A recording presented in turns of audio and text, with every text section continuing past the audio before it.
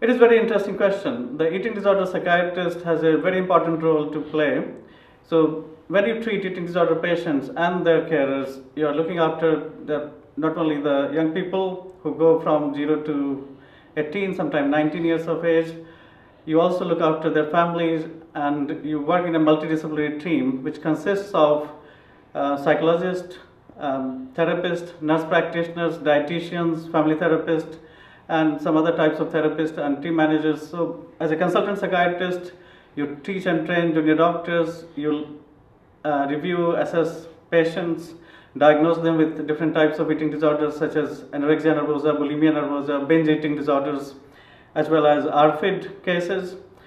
You work with the whole team to deliver high level of quality of care for your patients and their families in the context of making plans, reviewing plan, offering them medication reviews, prescribing them medication, work with your family therapist, dietitian, CBT therapists, and team to deliver weekly support and care, do risk assessment, risk management, and work with your commissioners in local areas as well as other services, including school colleges, social services, GPs, children's services, accident and emergency department, pediatric colleague, who are also part of the team to deliver very high quality of care. So that is your day-to-day work. But besides that, you have leadership role. So I am a clinical director in my NHS trust, and I lead the whole CAM services. So that is another role. I'm vice chair of the faculty of eating disorder, which is another role you can take.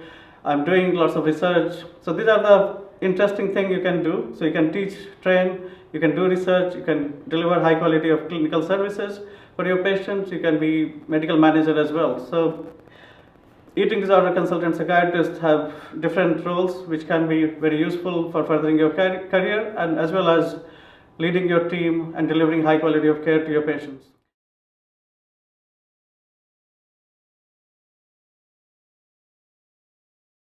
Eating disorder psychiatry is very interesting branch of psychiatry, because many times we psychiatrists think that when you go to psychiatry, you have to forget about practicing medicine, which you have learned as a medical student, as a core psychiatry trainee or higher psychiatry trainee. But in eating disorder, not only you have to deal with mental health condition of the patient, which is very complex. As you know, the mortality in eating disorder psychiatry, especially anorexia nervosa and bulimia nervosa, can be very high. So as a eating disorder psychiatrist, you have to keep on top of your medical knowledge of the patients, because patients can have electrolyte imbalance, their heart, their kidneys, their brain may be malfunctioning.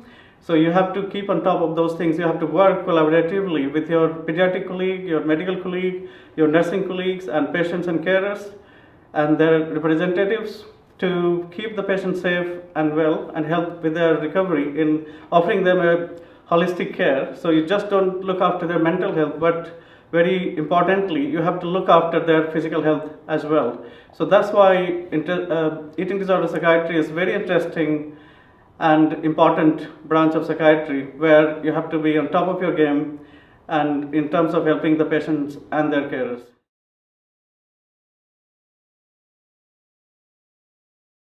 Eating disorder psychiatry is unique in the context of that you have to learn everything you need to be a complete doctor.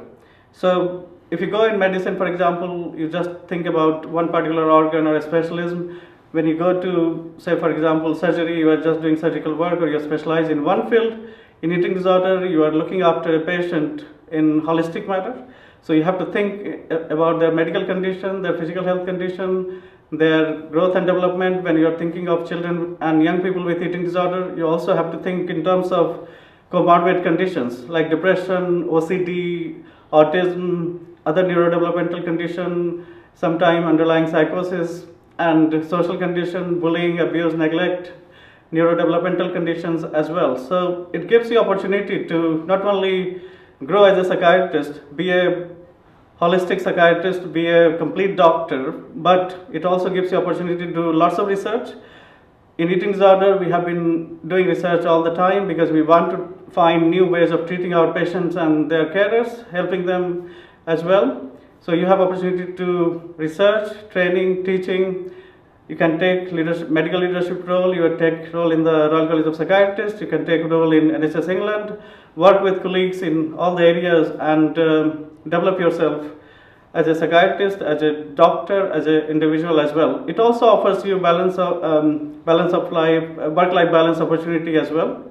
So that's why eating disorder psychiatry is unique, and I would like you to join it. And Royal College of Psychiatrists, Faculty of Eating Disorders offers you annual essay prizes, bursary to do research work, and annual bursary to join our annual conferences. And we encourage junior doctors, medical students to join our Faculty of Eating Disorder Psychiatry, as well as join the eating disorder as a specialism.